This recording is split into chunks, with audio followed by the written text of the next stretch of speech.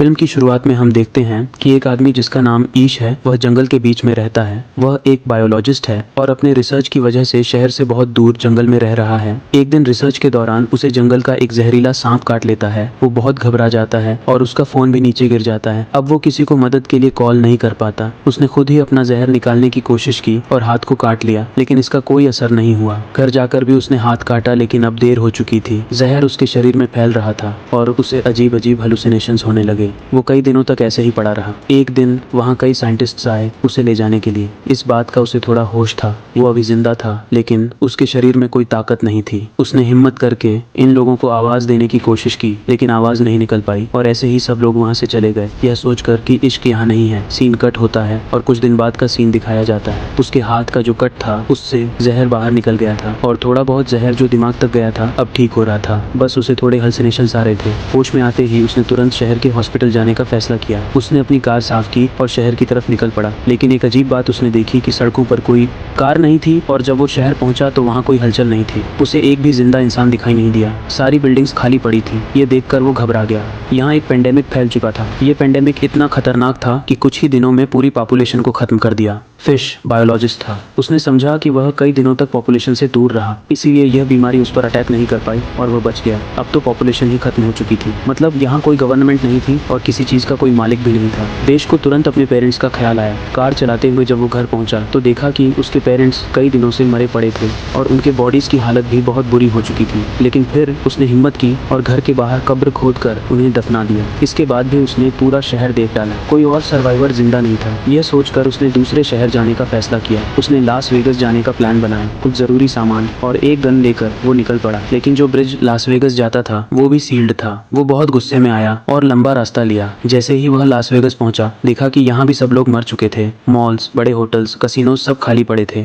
थककर वो एक होटल में चला गया। उसने वहाँ रात बिताई और महंगी चीजों का मजा लिया, क्योंकि अब सब चीजें उसके लिए फ्री थी। उसे उम्मीद ही नहीं थी कि अब कोई मिलेगा, लेकिन अगली रात उसे दो लोग मिले। यह दोनों भी बीमारी से बच गए थे। लड़की ने अपनी दुख भरी कहानी सुनाई कि उसने अपने परिवार को वीडियो कॉल पर मरते देखा है और अब उसके लिए जीने की कोई उम्मीद नहीं बची। वो आदमी भी मरना चाहता था, क्योंकि इतनी अकेली दुनिया में जीना उसके लिए नामुमकिन था। उस रात ये लोग भी इश्क के साथ रुक गए, लेकिन सुबह होते ही इन लोगों की नीयत इश्क को खतरनाक लगी। उस आदमी के पास गन थी और वह चाहता था कि तीनों की मौत आसान हो जाए, लेकिन इश्क जीना चाहता था। इसलिए वह उठकर वहां से बाहर निकल गया और उसके पीछे उसे गोलियों की आवाज सुनाई दी। मतलब उन्होंने खुदकुशी कर ली थी। यह हादसा उसे और ज्यादा तोड़ गया। अब उसे साफ लग रहा था कि वो दुनिया में अकेला रह गया है। तेज कार चलाते हुए वह घर लौट आया। रास्ते में एक डॉग उसकी कार के सामने आ गया। वो डॉग भी बिल्कुल अकेला था, जैसे ईश ने उसे अपना बना लिया और उसे जीने की नई उम्मीद मिल गई। ईश ने अपनी जिंदगी नए तरीके से शुरू की। सर्वाइवल बुक्स पढ़ने लगा। खाने पीने की कोई कमी नहीं थी। कमाने की अब जरूरत नहीं थी। हर दिन काम करता और टाउन में घूमता, इस उम्मीद में कि शायद कोई सर्वाइवर मिल जाए, लेकिन हर दिन निराश होकर लौट आता। एक दिन जब वो अपने डॉग के साथ खिड़की पर खड़ा चाय पी रहा था,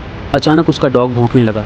उसे एहसास हुआ कि वहाँ कोई इंसान है। दूर एक घर से स्मोक निकल रहा था, मतलब वहाँ कोई इंसान हो सकता है। वो तुरंत कार निकालकर उस घर की तरफ गया जहाँ स्मोक था। खुशकिस्मती से वहाँ एक लड़की थी। उसे देखकर वो लड़की डर गई, लेकिन इश्क ने उसे यकीन दिलाया कि वो उसे नुकसान पहुँचाने नहीं आया। वो भी अकेला इंसान है और किसी दूसरे सर्वाइवर को ढूंढ रहा है। यह सुनकर लड़की ने उसे अपने घर आने की इजाज़त दी। लड़की का नाम एमा था। बातचीत से हमें पता चलता है कि पेंडेमिक को लगभग 1 साल हो चुका है।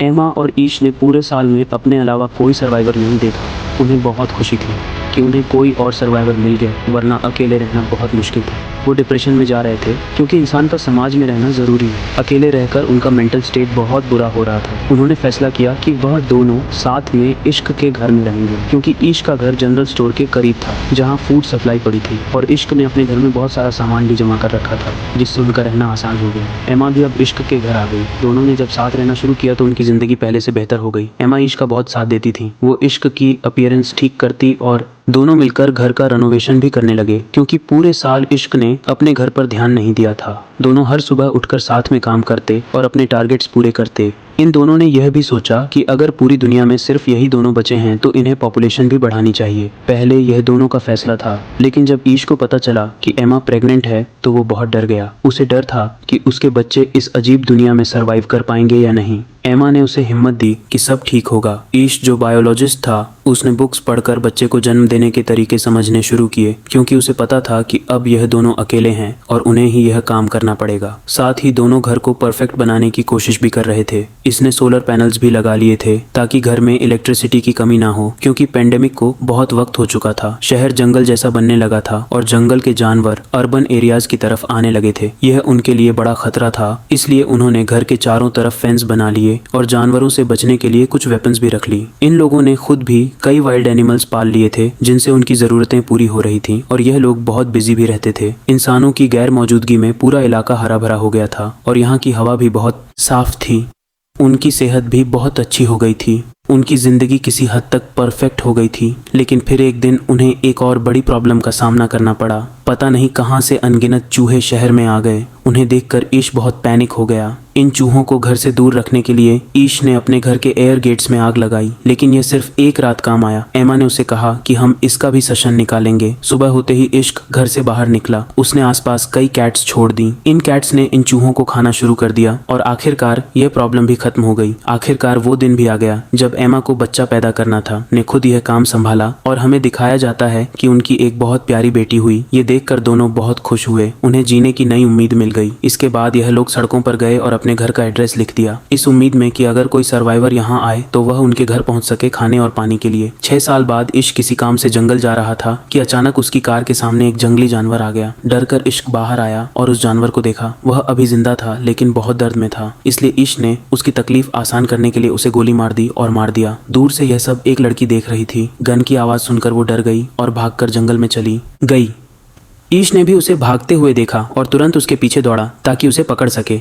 इस लड़की को लगा कि इश उसे नुकसान पहुंचाएगा, लेकिन इश वैसा नहीं था। वह खुद भी सर्वाइवर्स की तलाश कर रहा था। जब उसने इस भूखी लड़की को एप्पल खाने के लिए दिया तो लड़की को समझ आया कि इश्क बुरा इंसान नहीं है। इश उसे अपने घर ले जाना चाहता था, लेकिन वह लड़की कार में उसके साथ नहीं बैठी बल्कि पीछे वाले ट्रंक में बैठ गई। घर लौटकर देखा गया कि लड़की ट्रंक से बाहर आने के लिए तैयार ही नहीं थी। घर में हमने देखा कि इतने सालों में ईश और एमा के 2 बच्चे हो चुके थे और अब उनका तीसरा बच्चा होने वाला था। उन्होंने टाउन में हर जगह अपना एड्रेस लिखा हुआ था और उसी एड्रेस को देखकर 2 और सर्वाइवर्स उनके पास रहने आ गए थे, जिनका नाम था जॉर्ज और मरीना। और अब 1 साल से यह दोनों ईश और एमा के साथ रह रहे थे, क्योंकि यहाँ किसी चीज की कमी नहीं थी। खैर, अब इस जंगल से लड़की को भी ले आया था, लेकिन वो लड़की अभी तक ट्रक से नहीं निकली थी। उसने पूरी रात ट्रक में ही गुजारी। सुबह मरीना उसे खाना देने आई तो लड़की डर गई और खाना फेंक दिया। फिर मरीना ने उसे समझाया और अपनी कहानी सुनाई। उसने बताया कि वो और जॉर्ज कई महीनों से इस अकेली दुनिया में भटक रहे थे। फिर उन्हें इश्मा का एड्रेस मिला और वह इनके साथ रहने लगे। उसने यह भी कहा कि यह दोनों बहुत अच्छे लोग हैं और यहाँ किसी चीज की कमी नहीं है। उसकी बातें सुनकर लड़की थोड़ा शांत हुई और उनसे मिलने जुलने लगी। लेकिन अजीब यह था कि लड़की अब तक ज्यादा बोली ही नहीं थी और ना ही उसने अपना नाम बताया था। एक दिन मरीना ने उसका सामान देखा तो उसमें अजीब और गरीब ड्राइंग्स थीं। साथ ही उसे एक लेटर मिला जिसमें उस बच्चे का नाम लिखा था। उस लेटर में लिखा था कि पेंडेमिक के दौरान उसके पिता ने उसका अब्यूज किया, जिसकी वजह से अब वह हर इंसान के सामने अपने आप को बेच देती है। यह लेटर उसकी माँ ने लिखा था, जिसमें उसने लिखा था कि जब वो मर जाएगी तो जो भी इसे पाए वो इसका ख्याल रखें। यह जानकर सब लोग ईवी का और भी ज्यादा ख्याल रखने लगे। उसी रात एमा ने तीसरे बच्चे को जन्म दिया, जिससे सब लोग बहुत खुश हो गए। 1 साल ऐसे ही बीत गया। एक दिन उन्हें खबर मिली कि उनके इलाके में कोई आया है। सब डर गए। छोटे बच्चों को अंदर भेज दिया गया और सारे बड़े लोग गन्स लेकर बाहर निकले, ये देखने की कौन आया है। उन्हें पता चला कि यह सर्वाइवर्स का एक ग्रुप था जिसमें 4 लोग थे। ये लोग भी ईश और एमा का एड्रेस देखकर आए थे।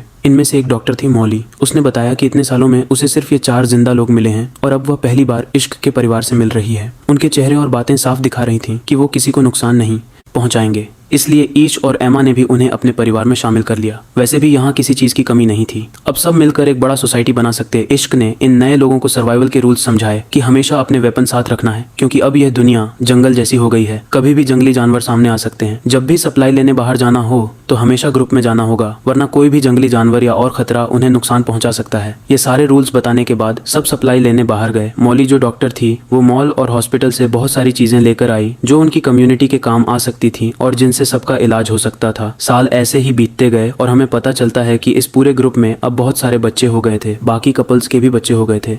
अब उनकी कम्युनिटी बढ़ रही थी। इश्क अपने बच्चों को पढ़ाता था और उन्हें बताता था कि पहले कम्युनिटीज़ कैसी होती थी, इंसान कैसे सर्वाइव करता था। वो उन्हें सिखाता था ताकि आगे चलकर उन्हें कोई मुश्किल ना हो। उनकी ज़िंदगी सामान्य तरीके से चल रही थी।